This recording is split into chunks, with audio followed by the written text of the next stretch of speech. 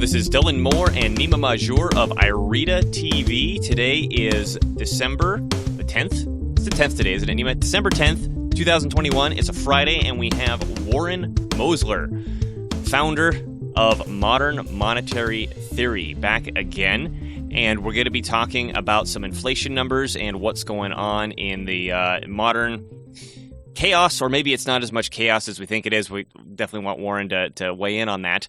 And before we get started, I just want to let everyone know where you could find us. If you head over to IRETA.tv, you could find all the social media and video hosting platforms that we're on. We're on all the old stuff, Facebook, YouTube, that sort of thing. And we're not on all the new stuff. We're on most of the new stuff, BitChute, Rumble, Gab, Odyssey. So whatever your flavor of Telegram, whatever your flavor of following us is, you can more than likely find it if you head over to our site at IRETA.tv.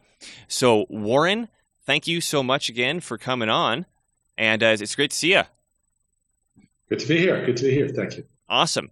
So the question that we'd like to open up with, which is kind of a question on everybody's minds, is inflation right now. So we just are seeing a 6.1% year-on-year inflation increase, and we just wanted to hear from you. Is the end of the world coming now?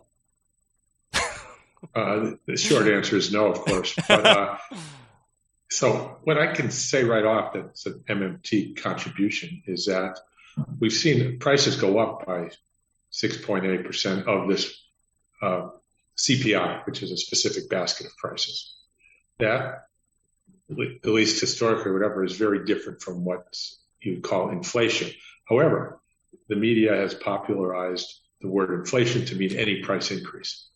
And so, yes, prices went up 6.8 year over year compared to where they were last year, which were a little bit depressed for a lot of reasons, and because of the recession from the COVID.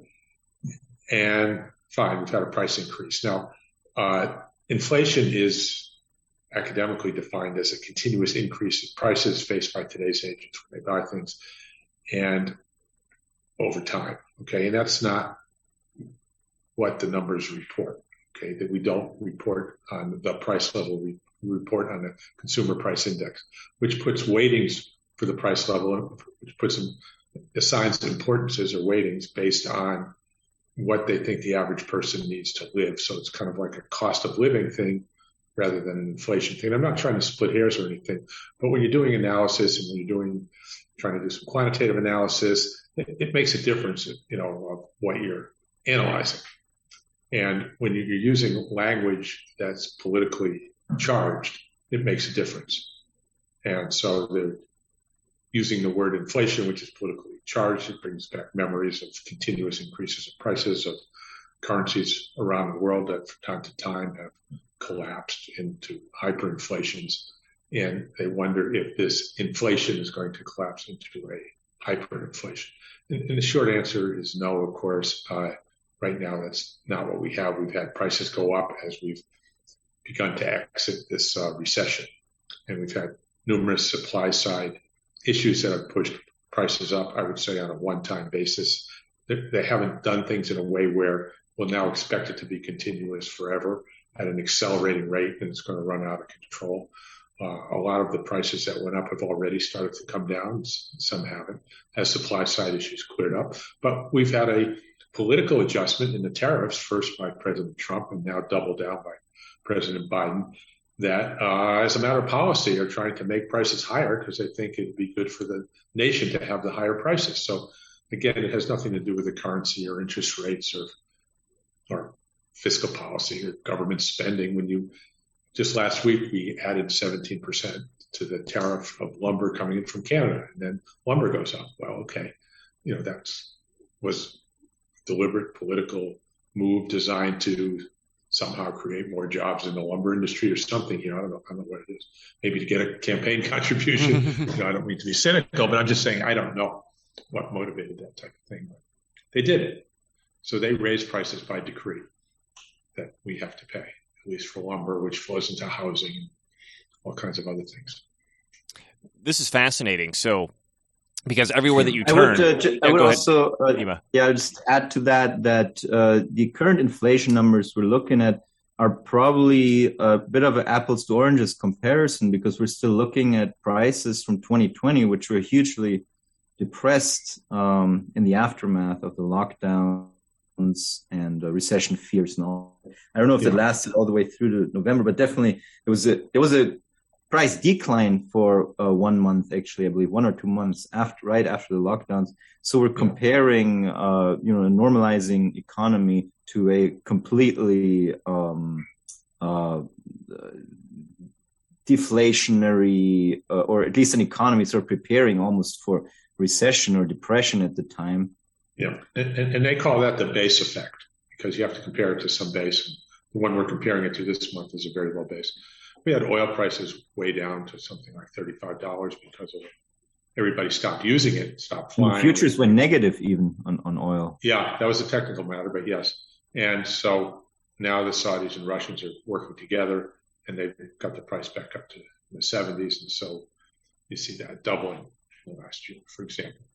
But, before that, it had been higher. So the question is, are things going to level off here, or are they going to continue to do what they did for the last year? And right now, all the indicators show that they're going to pretty much level off at current levels. There are some prices that will catch up to what's already happened. Others that'll come back down. I don't do a detailed forecast on the price level, but it looks like it's going to moderate. I think it's fair to say that in the coming year, we'll start having more apples to apples comparison in this regard. Yes. So you mentioned the politically charged nature of the word inflation, and you described what the academic definition of inflation is. Can you describe it again a little more slowly for me? Because I think that was the first time that I heard it. Okay, well, it's gotten blurred a little bit too, but it's what they call what is the continuous increase in the price level? So if inflation is, if it's the price level, whatever that is, and it's the entire price level in some kind of weighted average, it's a concept that doesn't have a precise definition, by the way, is continuously increasing at 6%, then right now we're in a continuously, the inflation rate now would be 6%. But if you ask the Federal Reserve what the inflation rate is, they can tell you what it was last month. It was 0.6, which annualizes to 6.8. They can forecast it for the next month or out there, but they don't have a number and that's for CPI, of course. That's not for the price level. They can't tell you what the continuous rate of change for the price level is at any given point in time. It's not something that's conceptually accessible. Right. Well, it's not like you can put a thermometer in the air and go, okay, so that's the price now. And then 1 second later, this is the price. So we can stick it into the calculus equation and say, okay, here's the difference. Right. Yeah. Right. You can take a small difference and analyze it or whatever. So when I read the literature, I come back to, and I look at how we've had inflation, the price level defined and inflation defined in fixed exchange rate, floating exchange rate. I come up with this, that the rate of inflation is the term structure of prices faced by today's agents when they make decisions today. So, for example, if you look at the price of gold for delivery today, it might be $1,800 an ounce. But you can go to the futures market and see what the price of gold is going to be if you want it delivered a year from now. Say, okay, I'm a jeweler. I'm going to need gold for the next 5 years. I'd like to lock in that price. How much will it cost me to have, 100 ounces delivered today? And then I want another 100 ounces delivered next year, and I'll pay you for it then. And I want another 100 ounces a year after that, and another 100 ounces. You can go to the futures market and get a price for all that. And it turns out the price is affected almost entirely by the interest rate. So if interest rates are zero, the price is pretty much the same, whether you want to buy it for today, tomorrow, a year from now, or 10 years from now. But if interest rates were raised to, let's say, 10%, and the price of gold today was $1,800, and you said, okay, but I don't want to pay for it now. I want to buy my gold for delivery a year from now. It's going to be 10% higher. Because if the person gets paid today, he gets to put his money in the bank at 10%. So if he has to wait a year, he's going to lose that 10%. And by you not paying for it for a year, you get to keep your money in the bank at 10%. So you're going to gain that. So the indifference levels to both sides would be 10% higher. And the futures markets, the prices for what's called forward delivery, reflect exactly that for all the non-perishable commodities, all the like copper, steel, and things like that. Unless you've got some extraordinary situation of a shortage or storage costs are very high for some reason. But under, normal assumptions about storage costs and whatnot, the prices you have to pay to buy something for delayed delivery go higher according to the interest rate. So let's say you want to buy a house and you've got a builder who wants to build a house for you. The materials today cost $100,000, but you're not going to be able to, you're going to pay for that house a year from now. Well, he has to go buy all the materials now. He has to borrow the money at 10% or use up his cash that would have been earning 10%. And over the next 12 months before you're finally going to pay him for it. And so the prices, that house is going to be higher. Now, some of it, he doesn't pay for it till the very end. Some of it he pays for early, but it's probably going to be $107,000 or something, his cost for things that today cost $100,000. And if the interest rate is 10%, and if you bought all the materials a year from now, they'd be $110,000 because, if you contracted to get them now, but wasn't going to pay for them until you paid for the house a year from now, that's going to add to the price of the house. So that positive interest rate adds to the price of somebody buying a house because of the time value of money. Okay. And so if interest rates were zero, then that would be a factor because he can, borrow money at zero and he doesn't care whether you buy the house now or a year from now. Right. There's no time value of money. So what I say is, so we have what I call the term structure of prices.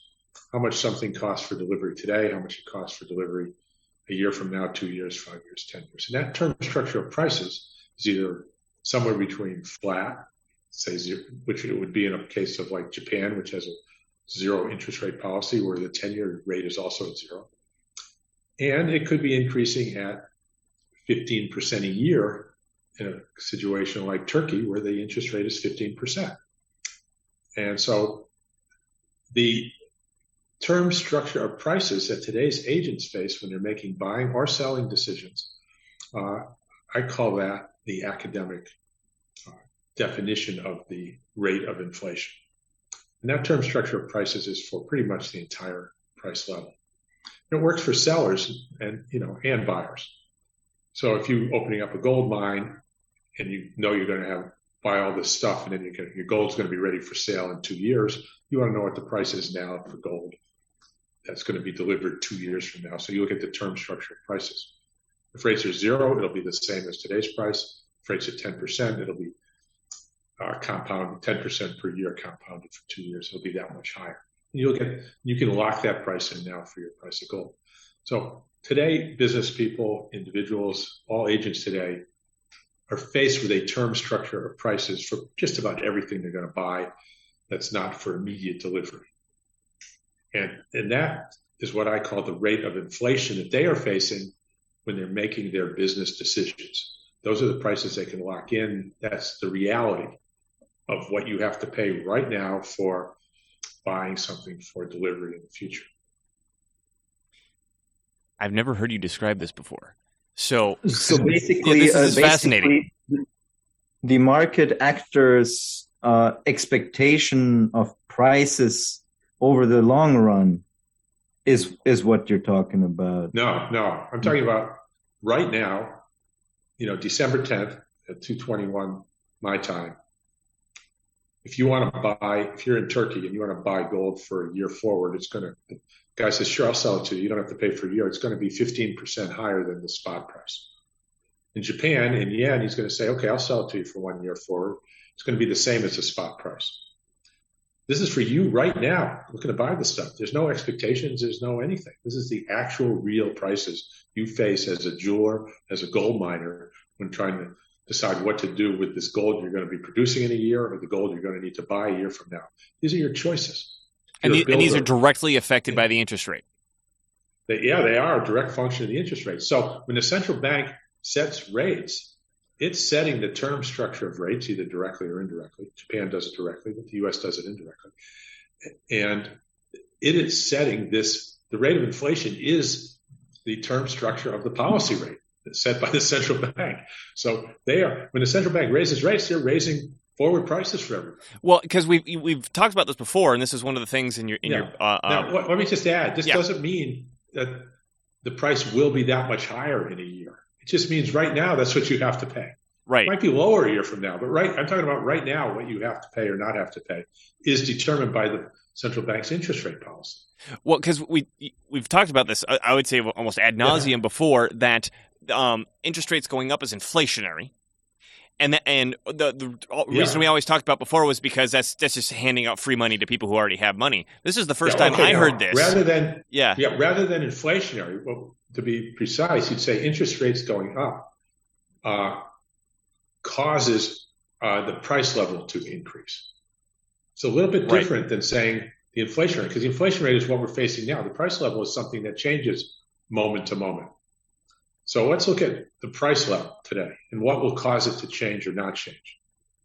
So the first thing you have to know about the price level is that we're in a market economy. And so markets are always setting prices based on relative value. That's all markets can do. They can't set prices based on absolute value. So if markets can tell you silver is going to be 20 times, or gold's going to be 20 times what silver costs. Is that about what it is? 10 times. It's 100 times.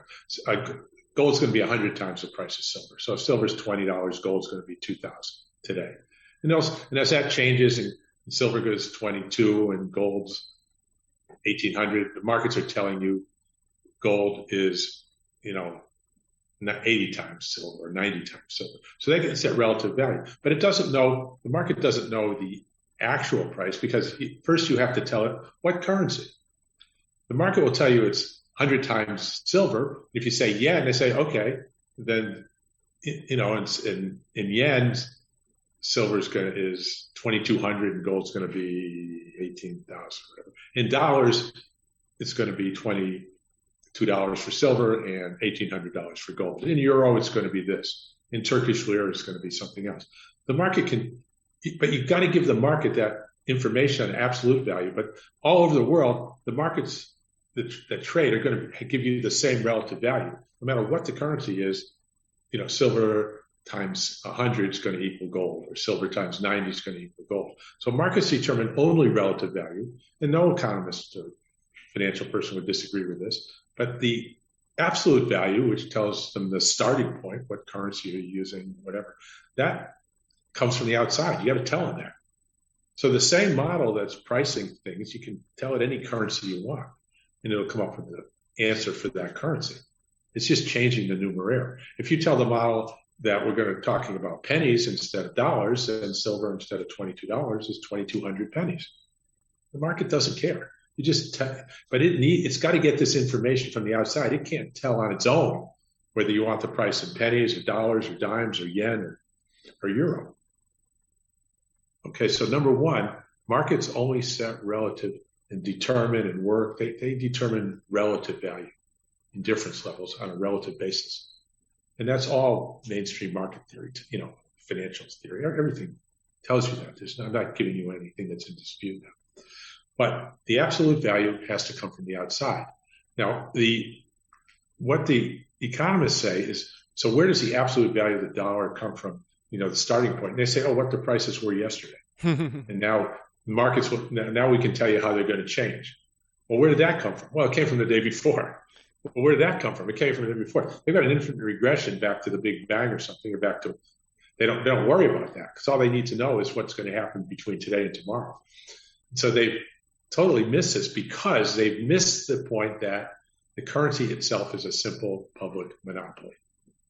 And so the absolute value, the information that's external to the relative value model, is the prices government pays.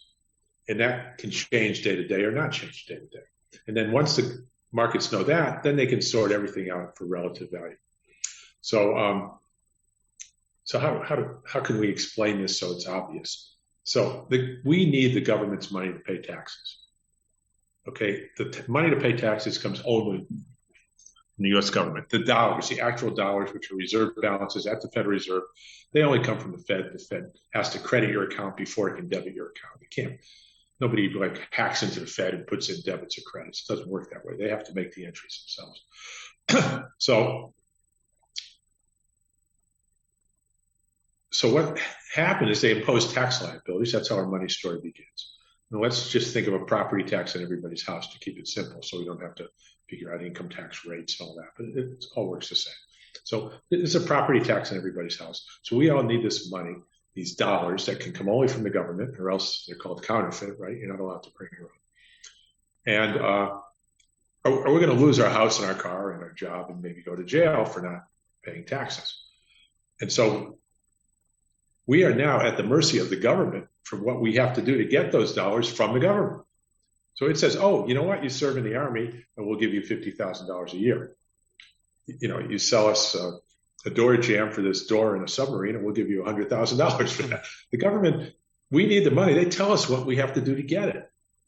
And what they tell us to do, we have to do at the margin, the markets, that becomes like a source of, that's the external information that the markets use for absolute value, and then everything else becomes relative value. That's the structure that the government creates for the market, and then they're able to work within that structure.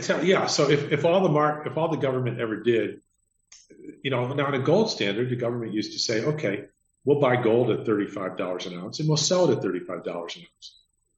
Okay, we're telling you what you have to do to get the money to pay the tax. You have to get gold at $35 an ounce. And you can pay the tax. You know, you can get gold. We'll accept it at $35 an ounce, and that's the absolute value. And then the markets, everything else becomes value relative to gold. Of course, gold's very volatile, so all the other prices are fluctuating like crazy as gold stays the same. But that was how it worked on the gold standard, and they had to conduct policy so that they didn't lose all the gold. They had to make sure taxes were high enough so that, you know, people needed gold so that, so that they could be buying gold from people. So people would be willing to sell the government gold at $35 an ounce, which you could then use. And it would issue gold certificates to spend. And it didn't work very well. Every country that's tried it has wound up suspending it or going off because it doesn't function. But that's neither here nor there right now. So if the government said, okay, well, the tax is $5 trillion and at the margin we're going to pay $50,000 for labor to anybody who wants a job, the market can then determine what everything should cost because they know what a day's labor costs. They know what people can work and produce things, and you know they'll sort that out. That's what markets do. They'll sort out the relative value. So let me stop and let you ask some questions here. So anyway, the price level is a function of what the government says we have to do to get their money, and that changes day to day. Fundamentally, when the government changes what it tells us we have to do to get the money. So when it says we're going to give everybody a 2% cost of living increase, it's making the money 2% easier to get. And will at some, begin to flow through the whole market structure, all the other institutional structure that's sort of non-market, the way contracts work and everything else. There's a lot of government institutional structure that filters this through the prices. And then everything will sort of adjust up 2% and, over time. So again, as a point of logic, the price level can only be a function of what the government tells us we have to do to get the dollars that we need to pay their tax. There's no other source of value. And has not been recognized by any of the mainstream models. And so they have inflation expectations and all these other things, which they are now showing don't work because that's not what it's about. So this is one of the things that attracted me to MMT so much in the first place. And if you'll allow me to use the term creation myth, is that the creation myth, typically when you go into an economics class or an economics field, is we don't know. Something happened and here we are. And MMT says, okay, no, here's the starting point. Yeah. Right? Here's the creation myth and here's point one. And here's how things flow from point one. And it's the only thing that I've heard that actually says, okay, let me describe the whole system for you in a way that it makes sense. Yeah. So it makes sense to you. Well, when you get into the details, I mean, Nima's the one who's got more of the economic mind than I do. But in terms of the nitty gritty details, I get lost. But in the overview, like I just said, just saying. So let me give you an example. Yeah. So let's say the government decided to pay double for everything it's been buying. Okay, the price level would double. Right. Roughly double over some period of time, and it would just stay there until the government changed its mind again. So if the government said we're going to pay half what we've been paying before, the price level would fall in half roughly, and I'll walk you through that. So if the government announces we're going to pay half, all of a sudden nobody's selling anything to the government. Now there's a $5 trillion property tax, and government spending is at zero. Well, where's anybody going to get $5 trillion to not lose their house and their car and not go to jail? Well, they have to start selling things. They have to start looking for jobs. Yeah, you can go work for the government, but you're not going to get paid half. We can go back around and around with each other, but we're going to be in a downward spiral because there's no other source of those dollars until people start working for the government, selling the government tomatoes for the cafeteria at its prices and nuclear weapons or whatever it's buying. It's going to happen. As soon as it starts buying things at its new price level, then the money's out there to pay the tax, and you can reach a new, let's call it equilibrium, right? That's true of any monopolist. That's true of how, No, I get electric it. monopoly That was a good works. explanation. Okay. I get it. It's not good policy. I'm not recommending we do that. It's an insane policy to totally implode an economy just to do that for arbitrary. Because the price level is arbitrary. What's the difference what the price level is? There are distributional issues, but we did address those in other ways. Well, because, we started this conversation with inflation. And everybody in their dog is saying, oh, my God, look at all the spending, and it's causing all this inflation. And I handed that topic to you, and you just kind of went, that's not it at all. We're going to go over here, and this is it. And I mean, that's why this conversation is so fascinating, and it provides so much clarity, I think, because it really elucidates how much noise is out there on this conversation. Yeah. So look, the whole thing is about prices paid by government through its agents, right?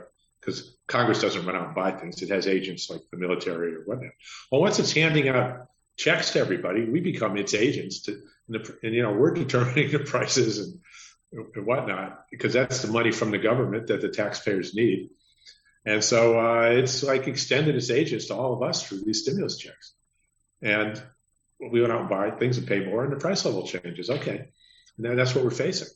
And so it makes perfect sense. It's a one-time adjustment, which is even under common thought is not inflation. If prices go up and then they level off there, inflation is 6.8. If next year they level off at exactly today's levels, never go back down, it goes back to zero. And Chairman Bernanke used to make that clear. He says, well, my job isn't to bring prices down. It's just to keep them where they are. And if they move up, we need to just keep them at that level. And he's exactly right. Under the current calculus of how we talk about inflation. So if you were in charge of if you had some authority over making some policy decisions in the current environment, where would you start to start making things better? Do I have a secret Swiss bank account or not? You mean to funnel yourself some money? Oh, yeah. Yeah. No? Okay. No secret Swiss bank account. Yeah. All right. Because I'm trying to put myself in the shoes of a politician. Okay, so, I follow. Yeah. So I'm in charge. So there's a couple of things I would do, because I think price stability, if I wanted to win re-election, price stability is a must, because people don't like inflation. They'd rather have high unemployment than inflation. They just think it's the government robbing them, and they've got all these misconceptions, and I'm not going to be able to change that perception. So it's just as easy for me to promote stable prices as not. So I'm going to promote stable prices. So first thing I would do is go to Medicare for all, and I'd make it free. And that would be price stabilizing, because suddenly businesses no longer have healthcare costs, and they're competitive, and they're trying for market share to the extent that they are, which is quite a bit, not entirely, but quite a bit. Their costs are lower, so prices are going to be lower. The same way tariffs increase their price because it increased their costs. Getting rid of healthcare as a marginal cost of production lowers their costs. Okay, it also causes like 5 million people to lose their jobs because they're doing jobs like marketing, sales and marketing in private insurance companies that don't have to be there under Medicare for all. Medicare's real cost to operate is something like 8%. Private companies, it's more like 25. We get rid of all the redundant accounting and all these things. And so suddenly 5 million people are added to the unemployment line who used to work in private health insurance. And even though they'll be picking up Medicare roles, these companies and these people, it's not enough. Okay, and that savings is something like $500 billion a year that these people aren't being paid. But what it does is it allows us, number one, it's a deflationary bias. You got 5 million people looking for work, and skilled people, smart people who weren't there before. And so that's a deflationary bias. So that's a good thing for price stability. And it's also a good thing for all our grand plans for the Green New Deal and new infrastructure and whatnot, because then we got 5 million people looking for jobs, as opposed to us trying to extract 5 million people from people who are already working and trying to pay more and compete for it. All of a sudden, we've got 5 million people out of work who probably be more than willing to pay at their current salaries in our economy. So it's a deflationary bias to go to Medicare for all right away. The one part that isn't so deflationary is people will have, it's free, so people will have more money. Businesses will have more money. To the extent that they go out and spend it, they could cause prices to increase. They could put demand pressures on prices. We haven't had a lot of those. Even today, the pressures are almost entirely from the supply side. We haven't run out of anything, or we don't have real capacity constraints apart from supply side issues like not enough chips to make the cars, but nothing that won't reverse when the chips are available, and we'll be right back to being able to supply demand. But should some day that excess demand create a problem, then we can look at what to do about it. And of course, in our current tax structure, a lot of that's going to get taxed away over time. So it's there. It's not this year. It's like if you're driving a car down the road and you know you might have to turn left in 5 miles. You don't turn left now to get it out of the way. You're going to crash. You have to wait. Fiscal policy is like that. You have to wait until you get to your exit, then you turn. So you have to wait until this excess demand actually comes to fruition before you have to do anything about it. And for the near term, it's not going to be there. So going to free public health, Medicare for all, is a massive deflationary event that obviously doesn't require a tax increase. If anything, it would require a tax decrease. But I think I'd argue right now we have more public services that need to be filled than, but that would be a political choice. You can either cut taxes or expand public services. So that's number one. I'd do that immediately. And the second thing I would do would open up a transition job to anybody willing and able to work, the job guarantee. Right now, we've got fairly high unemployment, even though the numbers are down. We have a lot of people who were working that aren't working now. And it's very difficult to transition from unemployment, whether you're officially registered or not, into the private sector, because private sector employers prefer to hire people already working. And there are lots of studies that have shown that over the years. And it makes intuitive sense also. I mean, I've been an employer. Somebody who hasn't been working, you worry about whether they might be drugs. Yeah, why aren't you working? Yeah. What's that? It's as the employer going, well, what happened? Why aren't you working? So, something's up here. There's something you're not telling me. Yeah. Yeah, do you get into fights easily? But if somebody's working and they have a supervisor and you can just check them out, they come in on time every day and they're not a problem. Business is willing to hire them, train them, do that type of thing. It's very risky to hire somebody who's been unemployed, especially for a longer period of time, and business is risk averse in that matter. They'd rather hire somebody already working, they know something about them. And so you get this, what's called hysteresis, where each cycle where unemployment goes up, it becomes more and more difficult to hire those people back. And even though the unemployment numbers are relatively low, the U6 number is not that low. It's probably 8 or 9% right now. I didn't check it last week or whatever it came out. And so to help these people transition out of the public sector, because when you're not working, you're unemployed, you're in the public sector, and I can explain that later, but you're certainly not in the private sector. To get them back into private sector employment, you offer a transition job, which allows them to demonstrate that they go to work, they come in on time, they can get along, they're clean, and that's all it takes. It doesn't take a lot of training or anything else. It just showing up takes a real desire to work and show that you're serious, and you'll get hired. And history has proven this over and over. And if it doesn't work, it doesn't work. But this is what I'm proposing now. And it also dramatically enhances price stability because it stabilizes labor markets as long as you have these 5 or 10 million people, whatever number it is, are now really ready and able to work because they are working. That's a source of labor for businesses, for new businesses, for startups, for people who need things done that isn't there right now. And so it totally stabilizes. Well, and then I've heard you talk about this before. It's also a source of private sector net savings, right? If a certain area is short on private sector net savings, if they have the federal transition job, that's just money being generated from the government that goes immediately into the nearby private sector. Now they've got the money to afford to hire the people out of the public increases, space. It increases public spending by the salary, which is a positive effect. However, once they get hired, then that spending goes down. And so it's what you call countercyclical. Yeah. When the number of people in that transition job is high, you're getting more public sector spending to create demand so that they can get hired, whether it's in restaurants or IT or public health or something. And then once that number shrinks, the government automatically cuts that back on government spending. So the support is only there when it's needed. So it works. It's a constructive way to do it. Yeah. Did you have any? Okay, so those are the two things I would do right away okay. that I feel are strong biases. And what we see is right now we're using unemployment for price stability. When the unemployment rate gets too low, everybody gets scared and they start looking at ways to slow things down because we're going to get inflation. Instead, we're using employment through guaranteed transition job for price stability. It's a much better price anchor. And so it enhances price stability. So for after price stability now, during this inflation scare, we want a transition job for anybody willing and able to work.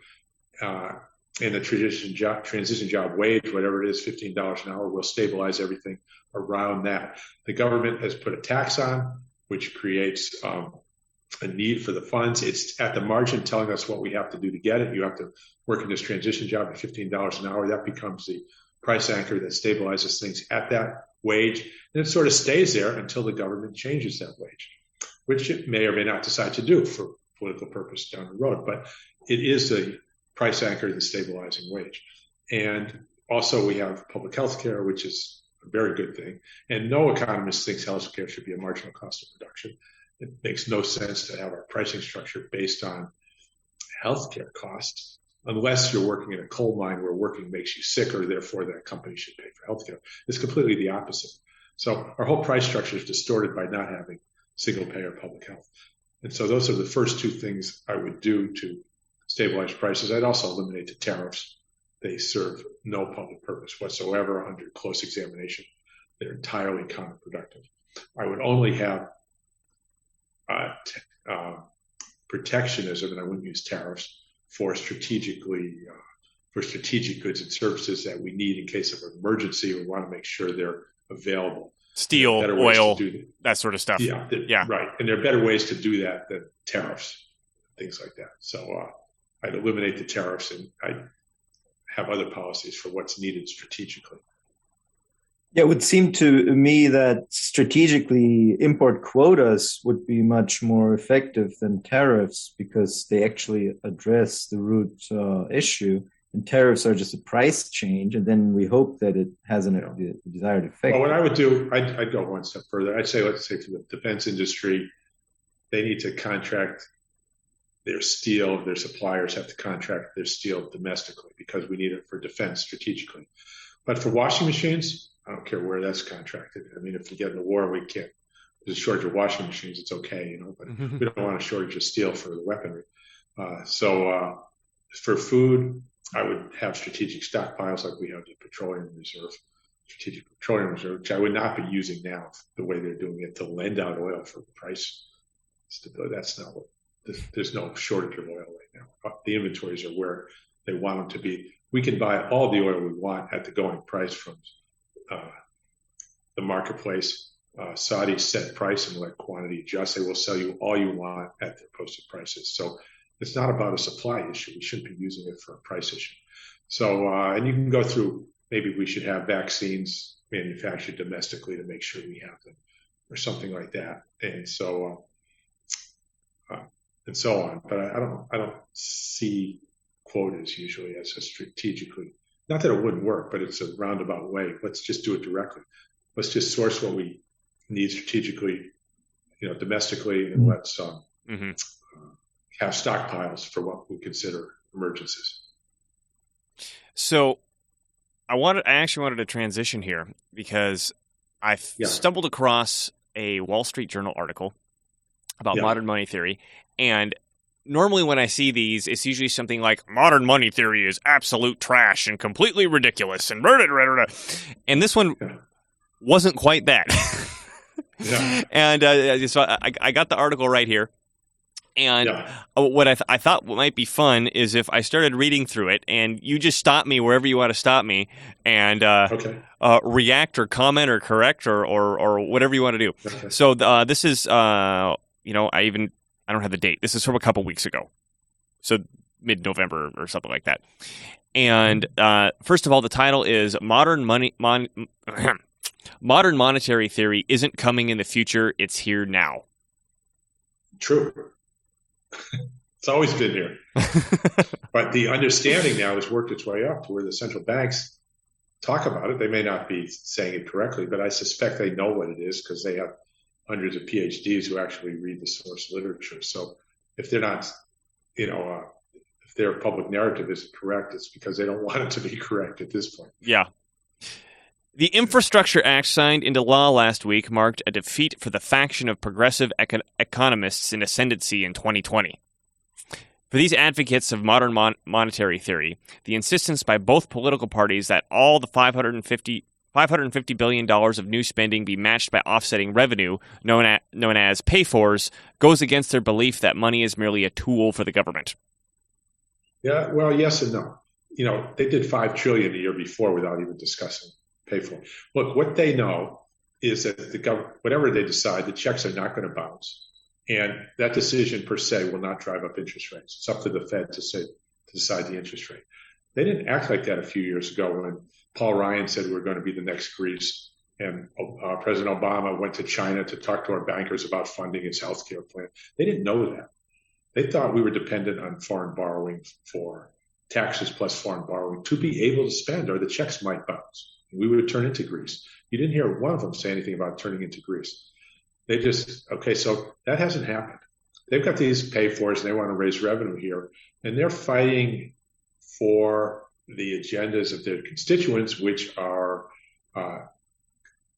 less government, keep government out of these things. And there's an aversion to, big government out there. And I think that's what it's come down to. They know the checks won't bounce. They don't want the government involved in these areas. They don't want the government spending the money. And they just don't want them to do it. It's not about they might bounce a check. So that modern monetary theory has changed that dialogue. And they're arguing about inflation. They're saying, well, if we've already got inflation, if we spend all this, inflation is going to go higher. And that's what they argue back home, when they go to talk to their constituency. Oh, the government's spending like a drunken sailor. We have 6.8% inflation. We've got to stop them before we turn into Venezuela. They don't say the checks are going to bounce. Which is what they used to say, right? Right. President Trump said, we're not going to bounce checks. We print the money. Now, he didn't exactly have the reason, right? But he knew they're not going to bounce checks. It used to be the fear of bouncing checks, of not being able to get the money, being on our knees to the IMF like Greece. That was what the rhetoric was. You don't hear that anymore. And that's changed because of the MMT understanding. The political battle over large versus small government is still there. Okay, but it's no longer about solvency. We're going to lose our credit rating. You don't hear that anymore. So you're saying that when these politicians are talking for pay-fors, even they probably know that's not the actual reason. They're just using that as a way to talk to the constituency because they don't like the thing that wants to be created with that money, or what that money is going to be used for. Look, and underneath the surface of all that, they're worried about the tipping point. Are you familiar with that argument? The tipping point of what? They see the voters as two voters out there, kinds of voters. There's the givers and the takers. Mm-hmm. And the takers vote for larger checks, and the givers have to pay for it. They're the ones actually doing the work. And once you pass the tipping point where the takers I know what you're talking are about, more than 50%, then it all just spirals into Venezuela. And so they cite these tax numbers. They do it mostly. They don't say it publicly, so nationally anymore, but they say it locally about how that only 30-some% of Americans pay taxes.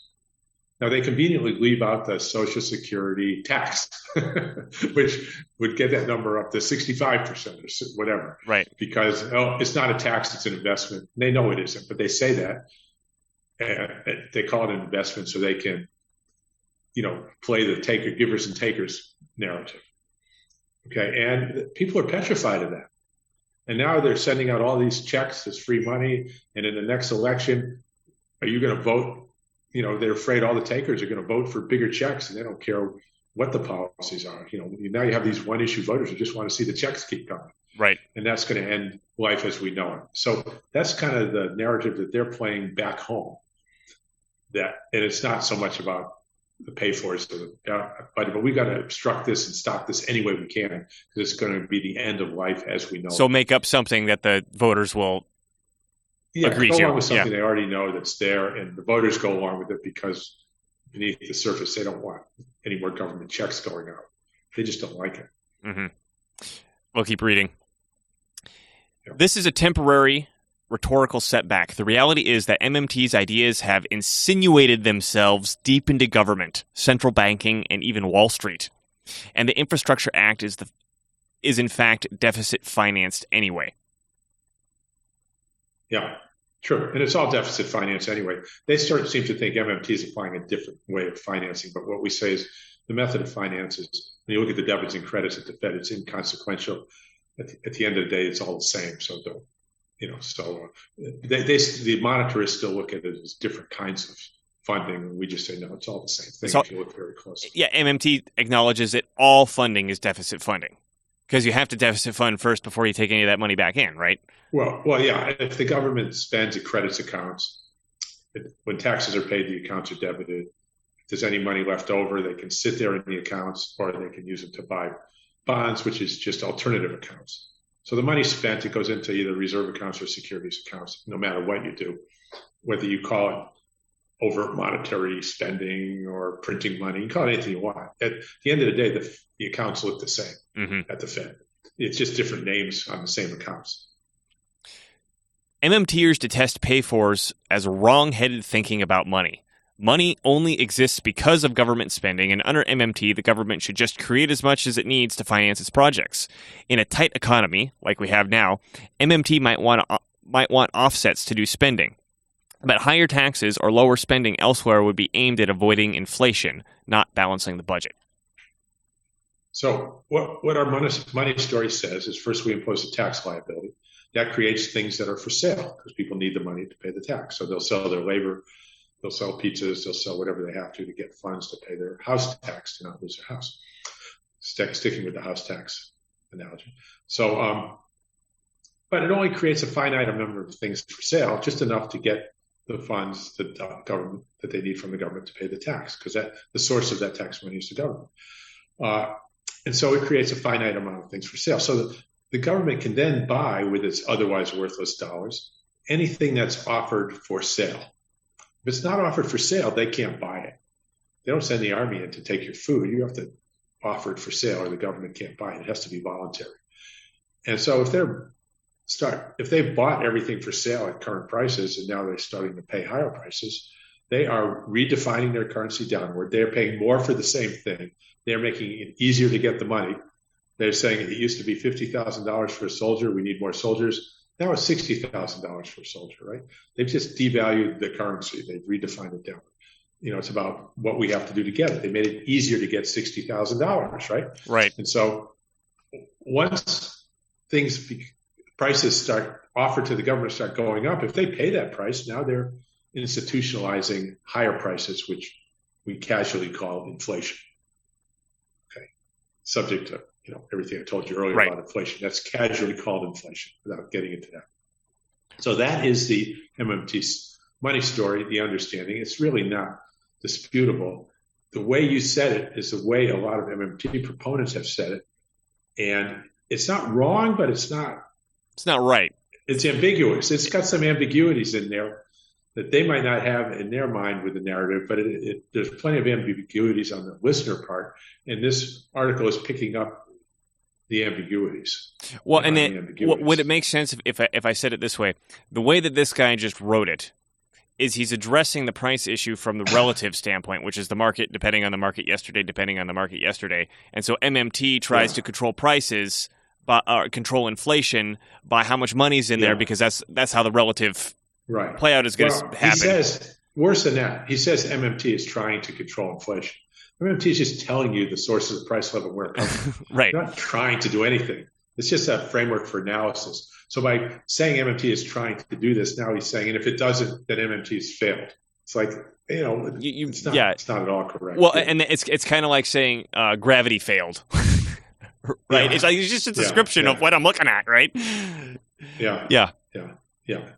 I'll keep going. If I look at a television, if you look at a television set, you see people moving across the television. If you get really close, all you see is dots going on and off. Nothing's moving. And so, now I can tell you what you have to do to make things look like they're moving. You turn dots on and off.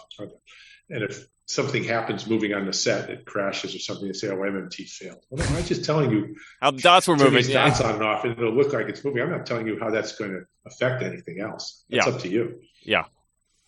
The government hasn't embraced MMT, but important elements of it are now accepted by much of the economic and financial establishment, with major implications for how the economy is run.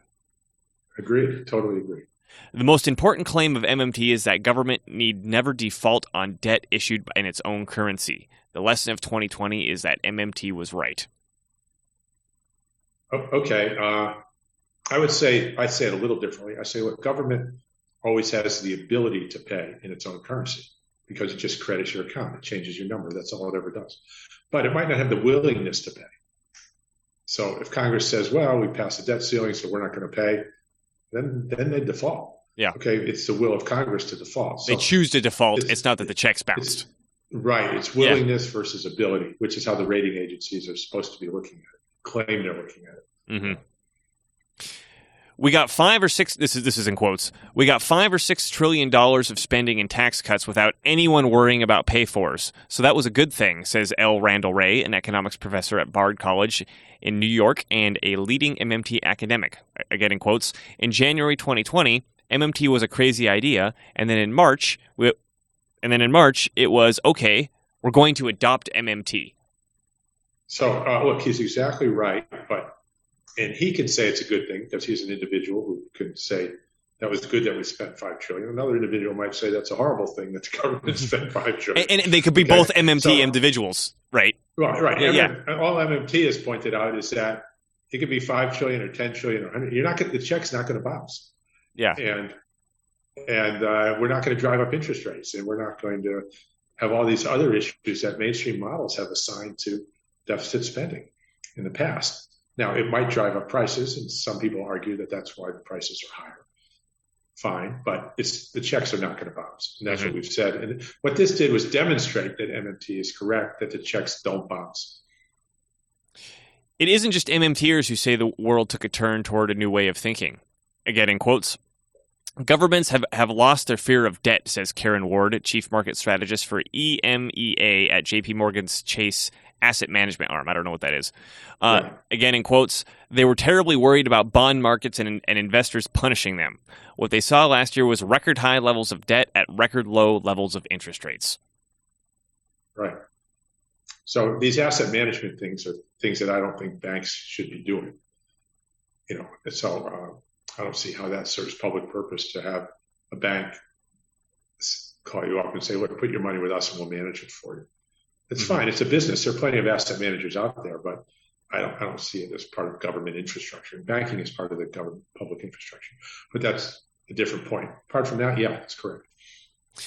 Central banks that had struggled for a decade to boost inflation using monetary tools found that fiscal tools were far more powerful.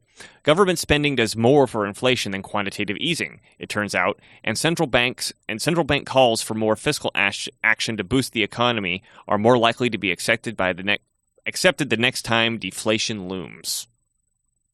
Yeah, I'd go further and just say, quantitative easing is just a placebo. It doesn't do anything. never has.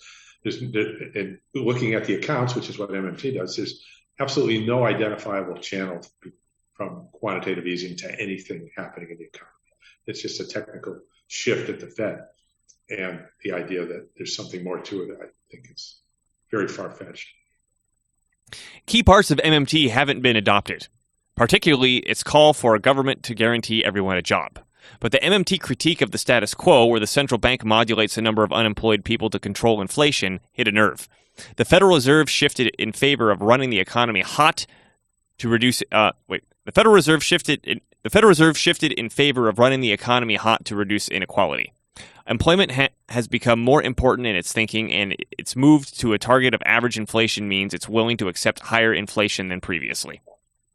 Okay, so look, MMT will assert that a transition job, an employed buffer stock, is a far superior price anchor than today's unemployment. It doesn't say you should go do it. You have to look at them and decide which one supports your political agenda. Would you like to have 5 million people unemployed, or would you feel better in a transition job where they can move to the private sector and have lower inflation the whole time? So we're showing you the policy options and what they're likely to achieve, and then it's up to the individuals to decide, what they want to do. And what was the second part there? The Federal Reserve shifted in favor of running the economy hot to reduce inequality. The Federal Reserve shifted their narrative, but we'll tell you they've got the interest rate things backwards. By leaving rates at zero, they were not running the economy hot. Okay, as we just talked about at the beginning, that runs it a little colder. Yeah. Well, the article itself acknowledges that the Fed has no power over inflation and that it's fiscal policy. And then next paragraph, they actually do though. They actually do though, because raising rates is inflationary, right? It creates excess demand, which under current structure forces the price a little higher because they're suddenly paying interest that they weren't paying before. And that interest goes to only the people who have money. So what they've done is establish a policy.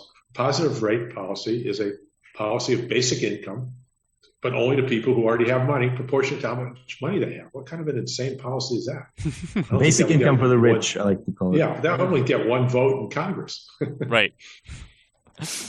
Still, the Fed is, rightly, worried about inflation and is tweaking its tools to try to influence the economy with monetary policy, something MMTers think just doesn't work.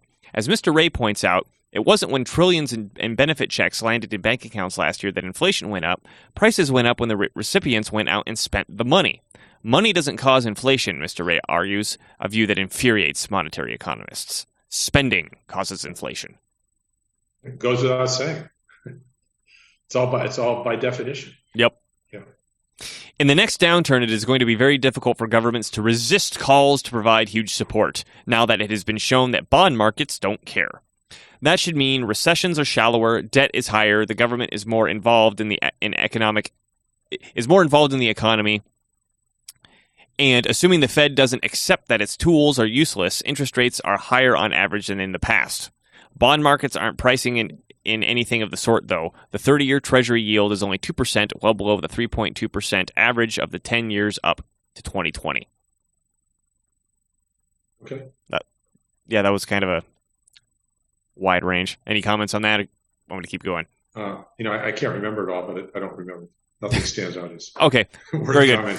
Under full-blown MMT. You like that? You like that phrase? Full-blown. Pay-fors would be ditched for a mix of micro-planning and the resources needed for new projects and an assessment of the overall impact of the economy and potentially higher taxes.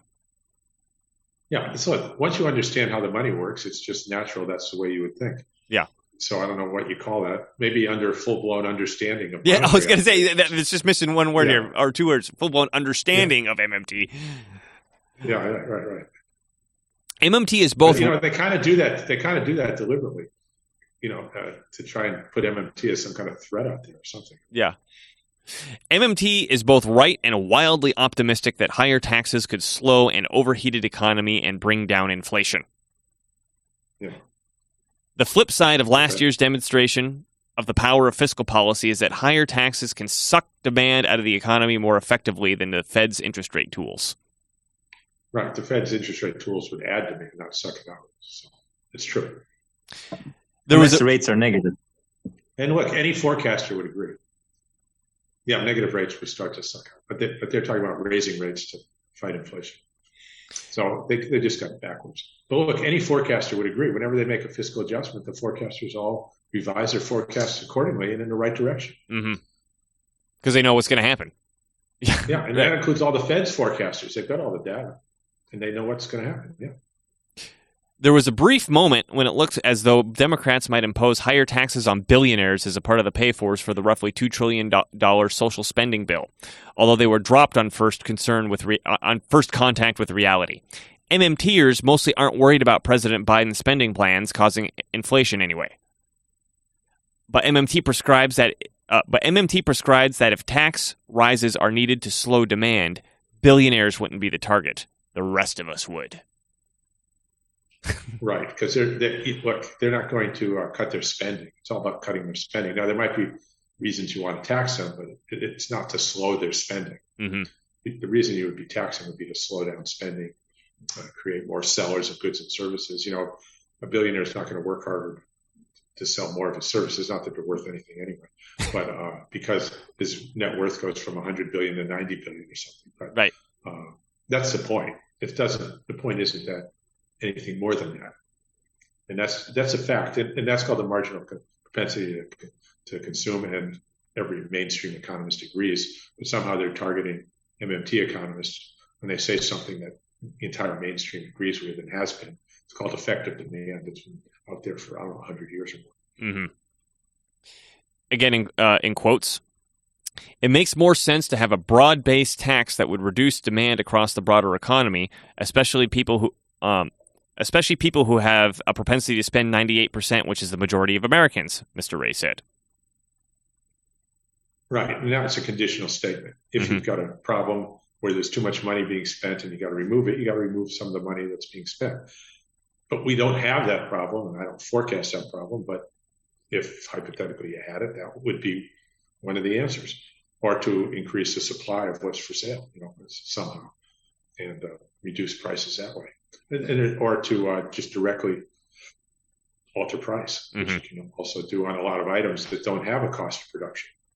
There's no marginal cost of production for downloading songs or something like that on the internet. So, it's very dependent on what the actual circumstances are. It's all in the details of prices rather than just looking at the price level and making a decision. Like there's this big ocean that just kind of rises and falls. Yeah. Look, if you got the Saudis and the Russians now together deciding what the price of oil is going to be, the price goes up. The problem isn't people have too much money to spend. You got to send the Fifth Fleet over to threaten Saudis or something, or else, and somehow get by Putin, or else you're not going to get a low price. No matter what you do. This is a foreign monopolist. We have foreign monopolists in a lot of areas affecting our prices. If you're in Europe and all your gas is coming from Russia and they raise the price, you can do whatever you want with your interest rates. Until they lower the price, it's not going to go down. Or they raise it, it's going to go up. So, especially since the U.S. Continues to impose bans on drilling and things like that domestically, makes us even more dependent on foreign oil. Right, and the idea is we're supposed to not be using this stuff. And when we quit using, our consumption went down enormously when COVID first hit, like 50% emissions drop. All we have to do is grow the economy from that point and not allow anything that, adversely affected the environment. And we didn't do it. We just started it back up with all the old things that were adversely affecting the environment. And here we are, worse than where we started, trying to figure out how to cut it get it to zero, net change over the next 10 years. Well, we were already there. So who's serious about that? Look, I've got to run on you guys here. Okay. Well, how about this? Before you run, it was almost the end of the article anyway. Okay. Would you want to give a rating to that article? Out of 10. Oh, I'm good. It's good to see it out there. I'd give it about a 3 or a 4. It's better than the ones, right? Yeah, but it's the headline was good. Yeah, it's true, and a lot of parts are, but it's certainly not difficult enough where they couldn't be a whole lot more accurate at what they're saying and be more. They don't need to do this. I take it personally. I think they're just doing it to offend me. To offend you, that's how I feel too. Yeah. All right, Warren. Well, You got to run. So thank you again for coming on, and you're welcome to come on again. We love having you on here. And anytime, just let me know. I just happened to get a tennis match scheduled today because somebody canceled, so I got to fill in for it. Got it. Well, this is so we got Warren Mosler, founder of Modern Monetary Theory, and MoslerEconomics.com is your website, right? Yes. Right. Yes. And this has been Dylan Moore and Nima Majur of IRETA TV, and thank you for watching. And I'm at WB Mosler on Twitter. At WB Mosler at Twitter. Awesome. Yeah. All right. Thanks, Warren. Okay. Thanks very much, and thanks for the mic. Yeah. Take care.